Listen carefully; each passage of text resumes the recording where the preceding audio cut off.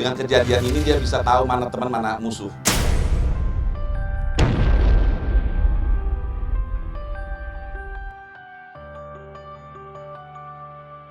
Jonathan Frizzy hanya bisa tertunduk lesu.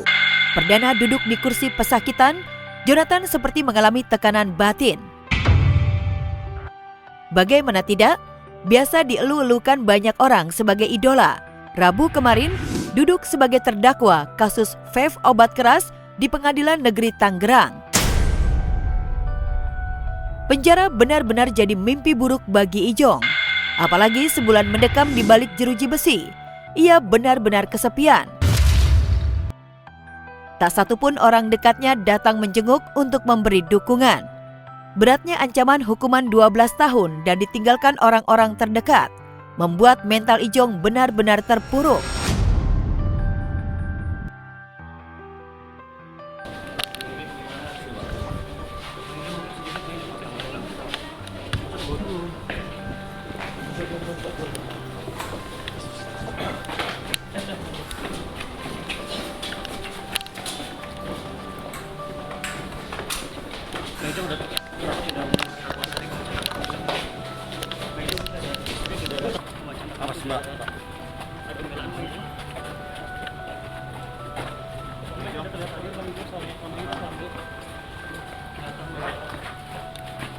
Ya, jadi Jonathan itu ya, betul-betul Jonathan itu tadinya itu dia nggak kuat. Tapi kita kasih support, mengatakan bahwa ya ini resiko kok jadi terkenal, itu aja. Sebenarnya ini bukan masalah besar, tidak masalah besar. Besar karena Jonathan namanya besar, itu aja. Bukan hanya kondisi fisik dan kejiwaan yang terguncang. Kasus vape obat keras juga membuat karir keartisan Ijong terancam tamat. Sejumlah kontrak kerja bernilai ratusan juta dan sejumlah kontrak iklan dikabarkan hangus dibatalkan. Tak mau ponakan kesayangannya karirnya hancur, Benny Simanjuntak membantah keras Ijong terlibat kasus obat keras bermodus rokok elektrik. Pria yang mengasuh Jonathan terjun ke dunia hiburan itu mengaku sang ponakan hanya menolong teman. Tidak ada kerugian kontrak, nggak ada, karena masih tetap kontrak berjalan. Saya sebagai bapaknya, orang tuanya, sebagai pamannya, itu sebagai orang awam yang ngerti hukum ya. Jadi tidak seperti apa yang diberitakan sebenarnya kejadiannya ya. Saya mau kasih tahu kronologisnya bahwa Jonathan itu diminta tolongin untuk mengambil just tip ya. Just tip berupa vape dari Kuala Lumpur.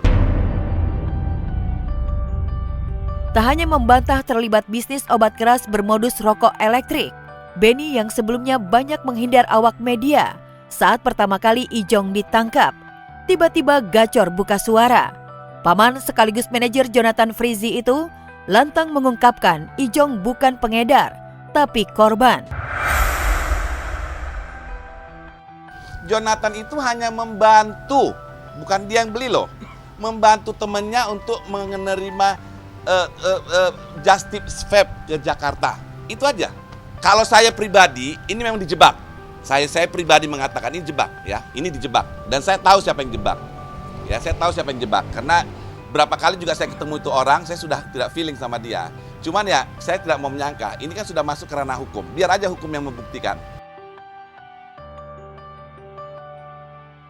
Ya, sah-sah saja pihak Ijong membantah tudingan miring. Namun satu hal yang pasti, kasus vape obat keras Ijong tengah bergulir di pengadilan. Dan yang mengejutkan, di saat Ijong tengah berjuang bebas dari belitan kasus, Ririn Dwi Arianti yang menghilang sejak Ijong ditangkap polisi, dikabarkan sudah punya pacar baru. Ririn tertangkap mesra dengan seorang pria. Nggak, jangan Ririn, nggak ada Ririn. Ngapain kau apa Ririn?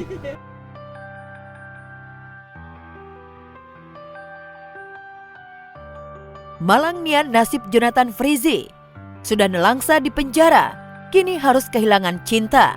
Padahal beberapa bulan sebelum Ijong ditahan, Ririn begitu setia dan berencana segera naik pelaminan. Namun kini semuanya berubah.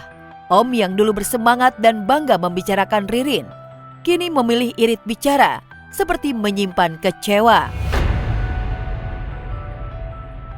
Kenapa Ririn? Masihkah berhubungan tuh atau putus atau seperti apa?